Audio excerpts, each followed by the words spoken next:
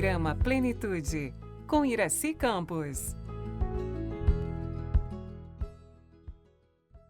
Quantas vezes você já olhou uma situação na sua vida e disse assim, não vai dar isso, não vou conseguir.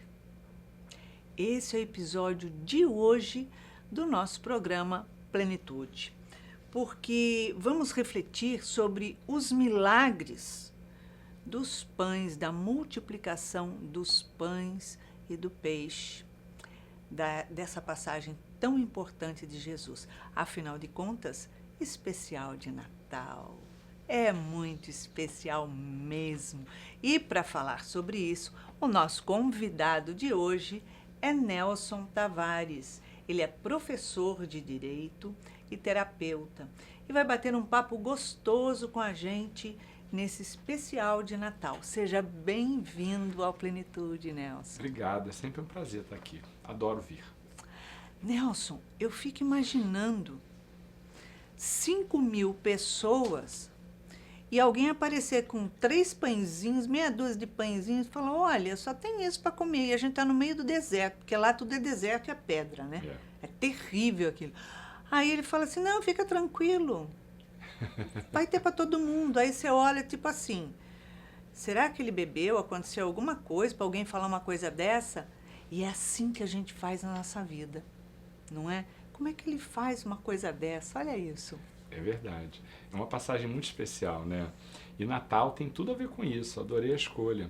Porque quando a gente está buscando alguma coisa, bem como você disse na abertura, né?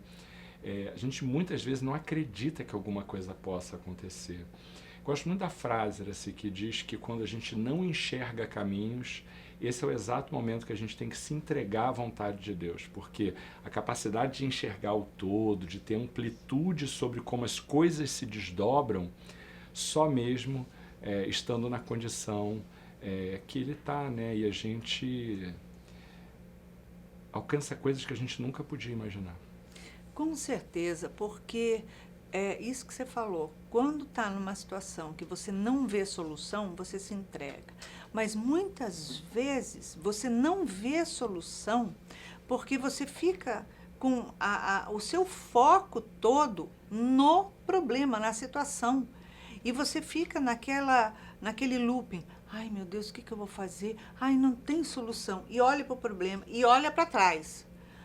Quando não, fala assim, nossa, a minha vida não era nada disso, antes era assim, assado, eu era feliz daquele jeito, nossa, o passado é sempre maravilhoso, porque você lembra do passado quando você está na dor e fala que era maravilhoso, mas você não sabe se você estava na dor, você não olha para a dor que estava na época, não é isso? É verdade. A dor tem a ver com a nossa capacidade momentânea de enxergar a repercussão daquilo na nossa condição. Quando a gente olha para trás, a gente só registra o que a gente quis. É muito comum que uma experiência cheia de estímulos, a gente registre ali aquilo que nos interessa. Tanto quanto lá na frente, a gente também lembra aquilo que nos interessa. Tem gente que, uma vez teve uma situação muito curiosa de uma paciente que veio dizer, porque o meu marido morreu e a minha vida com ele era maravilhosa, agora sem ele como é que vai ser? E a gente veio observando como é que ia ser aquilo. E assim, depois de umas 2 sessões, ela diz assim, fiquei pensando, a minha vida com ele não foi maravilhosa. Não é, só é maravilhoso depois que morre, já foi, agora eu vou estar sozinha. Ela tinha uma garantia da proteção que ele oferecia para ela. E essa proteção era tão importante para ela que ela achava que ela era feliz por conta daquela presença. Mas quando a gente começa a olhar, entender, lembrar, perguntar, ela diz assim, não era bom não, né? É verdade, nem me lembrava disso e tal. Então a gente registra o que a gente deseja de cada momento da nossa trajetória. Nossa, isso é super verdade, né?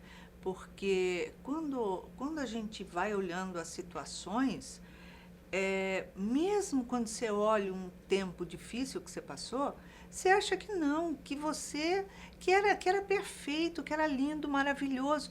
Por quê? Porque você não aceita a situação de agora. Então, a que já passou, você já conhece, para você olhar para frente, você tem que parar de olhar para trás e olhar para o momento.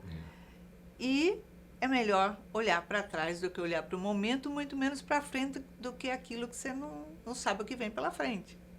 Né? Agora, se entregar ali, eu fico imaginando, eu ia chegar para ele e falar, Jesus, olha só, esse negócio não vai dar, não. O que a gente vai fazer com esse pão? Olhar para esse pão e falar que vai dar para todo mundo, mas nem que dê uma casquinha. Eu falo que é que nem o pacote de amendoim que vem na cesta de Natal. Ele é desse tamanhinho, são as coisas inúteis que vem na cesta de Natal. Você pega, abre o pacote e dá um amendoim para cada um, pronto, já comeu seu petisco de Natal. E eu fico imaginando, Jesus naquela época, ele ia falar assim, olha só a mulher de pouca fé. Né? É isso. A gente tem lá na Gênesis, né, um dos livros do Pentateuco kardeciano, uma importante referência sobre essa questão dos milagres de Jesus. Para quem tem interesse nisso, acho que vale muito a pena ler lá a Gênesis sobre os milagres. Mas tem um papel simbólico nessa passagem que eu acho que influencia muito a nossa renovação íntima. É a gente compreender que coisas acontecem. Eu vou repetir essa ideia. Jesus está acima disso tudo. E tem uma visão das peças. Para a gente é muito difícil enxergar o cenário, mas ele consegue ver que uma pessoa fazer um movimento, no que isso repercute. Então, a espiritualidade consegue trazer soluções que a gente não enxerga. Joana tem muito essa metáfora também na série psicológica. Ela diz, a subida é árdua, mas quando você está embaixo, você não tem uma ideia do que existe. Só quando você está no topo do cume é que você enxerga a realidade. Exato. E como a gente está sempre subindo, porque a ascensão é infinita, a gente, a cada momento que sobe, a gente enxerga o que a gente antes não enxergava. Não é só porque a gente está preso ao que a gente tinha como visão anterior, é porque há coisas que a gente desconhece. Exato. Há soluções que a gente nunca viveu. Há experimentações emocionais que a gente ainda não descobriu na nossa jornada. E ter a humildade de perceber isso é muito importante. Natal é tempo de renovação, é tempo de esperança, mas não é só esperança de vida melhor, é de que a gente consiga compreender melhor, porque esse é o grande passo na revolução das nossas vidas. A gente entender que as coisas têm desdobramentos que a gente ainda não conseguiu enxergar, e a gente precisa se dispor para poder enxergar todo esse movimento. Imagina Jesus ali fazendo essa multiplicação de pães, né? A potencialidade desse ser que eu não acredito que ele seja somente o governador do nosso planeta, muito pelo contrário, ele plasmou o nosso planeta, ele construiu o nosso planeta, e eu acredito sim que ele também seja responsável por outros. Eu digo isso. Não é possível um espírito desta capacidade. É isso, quanto maior a nossa capacidade, a gente dá uma empresa para a pessoa trabalhar, mas às vezes dá 2, dá 3 para ela poder administrar, porque não? A capacidade desse ser governar somente um pontinho azul praticamente insignificante no universo, tá de brincadeira. Aí você fala assim, imagina ele multiplicar aquilo que para ele foi tipo uma coisa simples, né? Tipo assim, ó, pum, e vamos lá, continua, a vida continua, e isso, aquilo.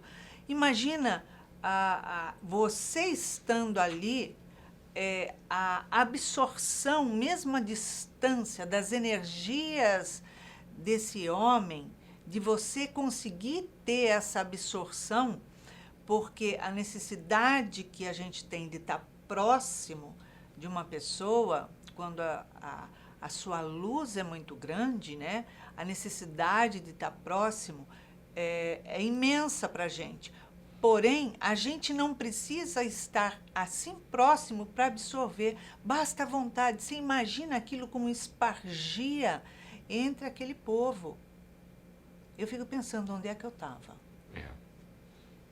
A gente estava fazendo alguma besteira lá. Com certeza. Com certeza. Mas é isso, Iraci.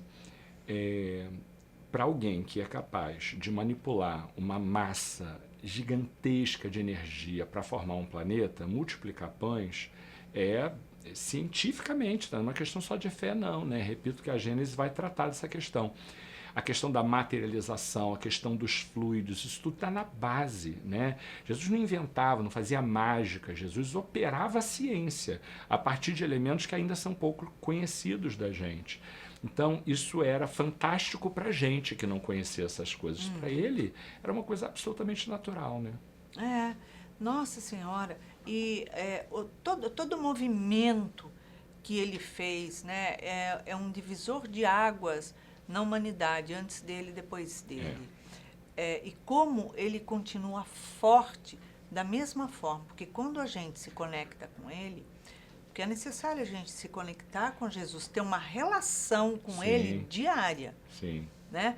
Se conectar com ele, e que você ora, você agradece imensamente pela sua vida, por tudo que está ali. E aí você vai pedir a ele, porque a gente precisa pedir, é um ato de humildade, mesmo ele sabendo tudo o que a gente necessita, né? E pedir a ele, olha, eu preciso disso, eu preciso de um emprego, eu preciso de uma orientação.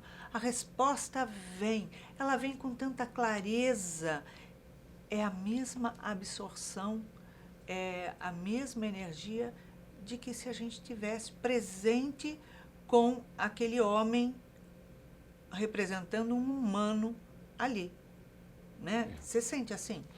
Perfeito. Você falou uma coisa muito importante agora. Muitas situações, Jesus não fez o que a pessoa queria. Pessoas vinham demandar para Jesus coisas que ele não realizou, ainda que fosse capaz, eventualmente. Sim. Em todos os milagres, a gente tem uma constância. Havia utilidade na prática daquilo. Que Jesus não demonstrava poder pelo poder, não fazia pirotecnia pela coisa em si, Ele pelo não fenômeno. Tá lá para aparecer, eu tô não lá era uma questão pra de fenômeno pelo fenômeno. transmitir a consciência. Havia uma utilidade. E a questão da multiplicação dos pães e dos peixes é uma grande manifestação de esperança. Esperança quando tudo falta, quando parece impossível que alguma coisa realize, entender que aquilo ali vai ser capaz de dar o básico, que é alimento, que é vida, que é energia para as pessoas, essa é uma passagem de esperança. E de fraternidade, porque Jesus também disse certa vez que ele fazia questão de estar com os seus amigos. A questão do vinho, né, também da produção do vinho, que é uma forma de multiplicação, ele dizia, para mim, porque assim, é bebida, porque vinho, bebida alcoólica, por que Jesus ia fazer bebida alcoólica? E ele diz, esse é o momento de comunhão que eu tenho com as minhas afinidades. Vocês são meus amigos, ele dizia para os apóstolos. Vocês são importantes para mim. Então, todas as oportunidades de milagre, Jesus tinha uma mensagem poderosa por trás daquilo. E essa multiplicação eu sempre a vejo como uma grande lição de creiam quando aquilo que parece impossível acontecer na sua vida, isso pode vir a acontecer, se for adequado e se houver utilidade. Ele multiplica na nossa vida diariamente oportunidades. Mas a gente, muitas vezes, a gente está tão focado no egocentrismo e nas distrações que a vida oferece, que você não percebe pequenos sinais, porque ele dá através de pequenos sinais. Tudo que ele fazia era através de parábola, para que haja entendimento. E até hoje ele traz sinais. Ele não vai chegar para você e falar assim, olha, você vai ali, vira aquela esquina, faz isso, fala com tal pessoa. Não, ele vai te dar sinais. Então, e tem toda uma sincronicidade em cima disso. Sim. A gente pula para frente, ou a gente está nas distrações da vida moderna, ou a gente está no egocentrismo. Tipo, eu sei, eu resolvo, eu escolho, eu faço, e quando eu estou caminhando simplesmente, eu falo assim, mas o que eu faço agora? Na verdade, eu não sei. eu não estou ciente. Quando você está nessa conexão, você percebe os sinais que ele dá na tua vida nitidamente. Sim. Que, na verdade, tudo aquilo que ele fazia era chamado de milagre, então você pode colocar isso na tua vida também, como sinais de milagre na tua vida, se é assim que a gente quer colocar. Não é isso? É isso. Os irmãos evangélicos têm muito essa fala, né, de operar o milagre. Eu gosto da ideia de reconhecer que milagre é só o que a gente ainda não conseguiu entender. Uhum. Né? Porque quando a gente entende como aquilo é operado, a gente olha para trás e diz, é verdade, tinha esse caminho, eu não enxerguei. Então a gente dá ao milagre concretude, entende? Uhum. E pedir é fundamental. Porque existe uma orientação finalística de que, essa é a ideia, os fins justificam os meios. Não é assim que Jesus propõe. Os meios é que determinam os fins. Exato. E não quer só que as coisas terminem bem, porque as coisas ficarão bem, inevitavelmente. O nosso fim inevitável é a evolução. Mas como eu chego até lá é o aprendizado. Então, os meios são fundamentais, porque são eles que determinam a pedagogia do amor. Com certeza. E quando a gente tem essa disponibilidade, essa abertura para o universo, porque ele representa Deus junto de nós. E Deus é a criação de todos os universos, né?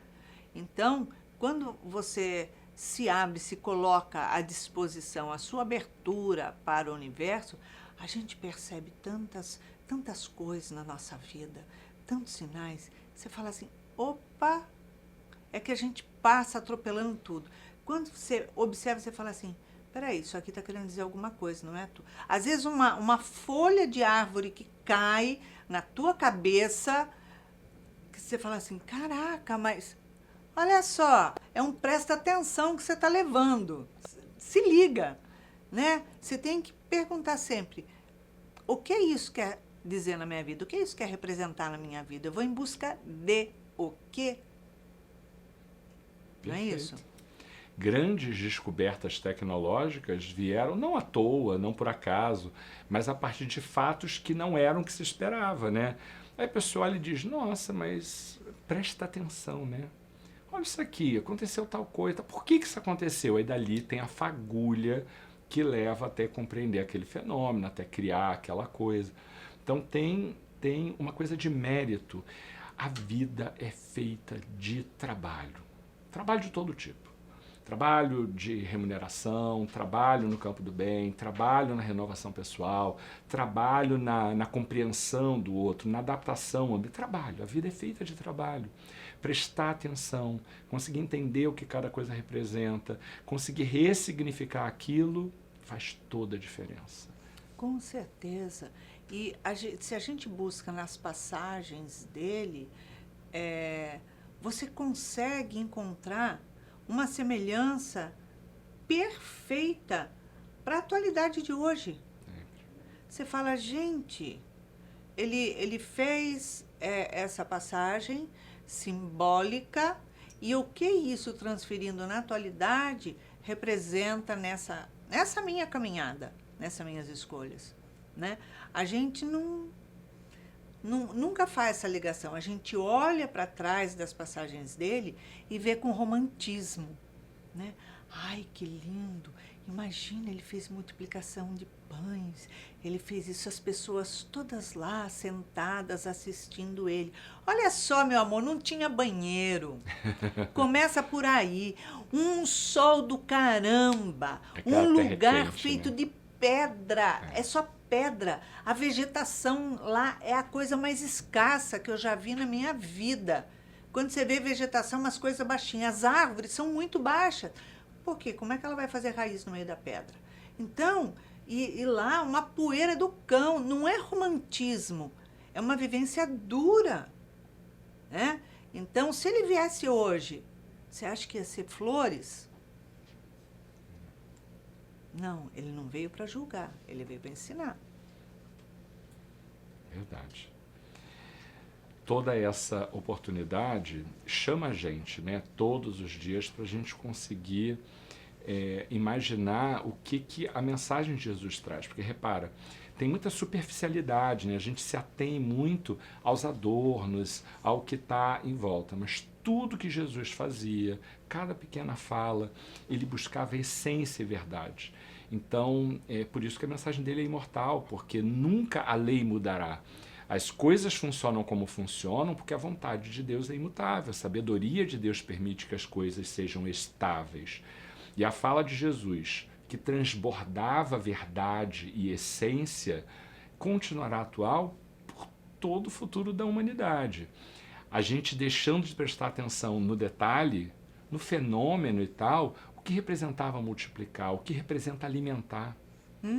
O que representa fazer o que ninguém esperava, o que representa encontrar soluções onde ninguém encontra caminho. Isso caminha para a essência. Agora perguntar, que peixe é, que tipo de peixe é, por que peixe, por que pão, isso já foge da ideia da essência, né? A gente se preocupa muito com detalhe. Com coisas que não vão mudar exatamente o caminho, o rumo da coisa. Né? A gente precisa ter a sensibilidade de falar multiplicação do quê? O que eu tenho que multiplicar em minha vida? Alimentar, alimentação. Ele alimentou todo mundo. Não, ele não estava lá para encher barriga.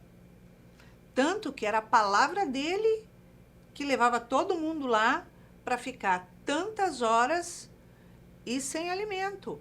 E aí ele alimenta sim para matar a fome física, mas não era a fome física que ele foi lá matar, era a fome da alma, era a sede da alma, alimentar o espírito.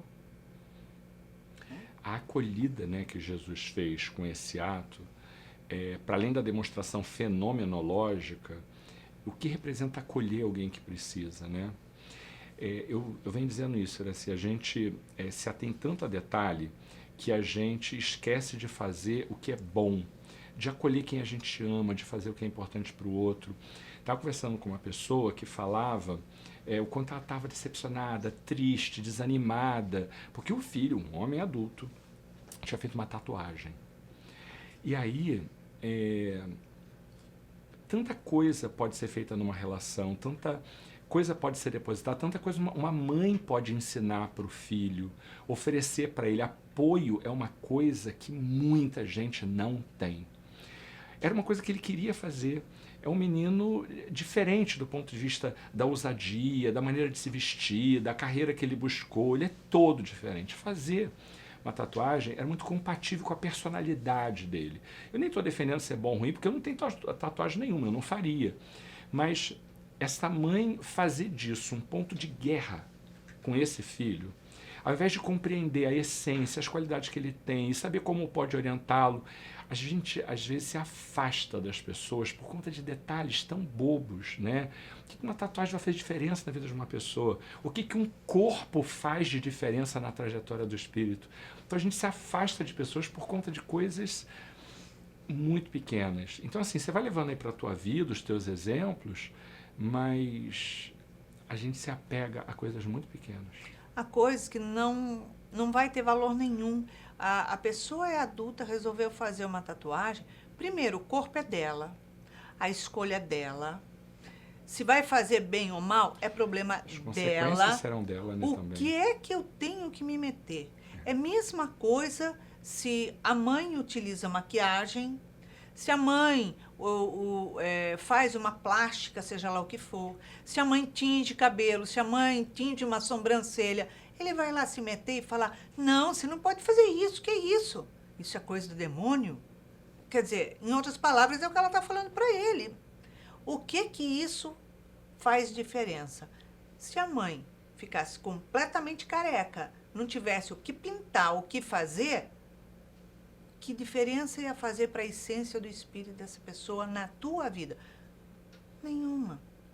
Né? A gente se preocupa muito com o externo e de representar, mas nunca ser. E tem um apego, né, assim, ao que a gente acredita, né? Não, porque tatuar é coisa de bandido e tal. Já não é há muito tempo. Já foi. A gente tem essa referência, né? Era um preconceito que Tem tinha um preconceito. de hippie, de... Exatamente. Então a gente se apega a essas coisas, esquece de amar, sabe? De apoiar, de acolher. Isso hoje faz muita diferença. Eu tenho insistido que Jesus falou disso muito, né? Mas ainda hoje a gente tem muita carência de atenção, de apoio, de amor, de acolhida. Isso é terrível. Pessoas se matam, pessoas adoecem, pessoas se isolam, pessoas sofrem por conta disso, sabe? Em nenhum momento na vida dele, nenhuma passagem que a gente saiba, que a gente conheça, ele falou alguma coisa da sua aparência, do seu externo. Tudo que ele falou foi do interno. Curou o paralítico, é o corpo físico, mas o que ele falou? Vai, não peque mais. Ele está falando só do interno. Sim, perfeito. A gente ainda vai aprender. Perfeito. Nelson, Que bom, obrigado pelo convite. Obrigada pela sua presença. Então é isso. Que você se preocupe nesse Natal com aquilo que você carrega no coração, com aquilo que você carrega na alma, com aquilo que você transmite para o outro, não o externo, aquela aparência que você gostaria que o outro acreditasse que você é, mas aquilo que você transmite de coração para coração. O que você transmite de coração para coração, aquilo perdura, a gente carrega na alma por toda a eternidade. Então tenha uma semana de muita alegria, de muita paz. Ame o Natal, ame Jesus e um Feliz Natal. Até a próxima semana.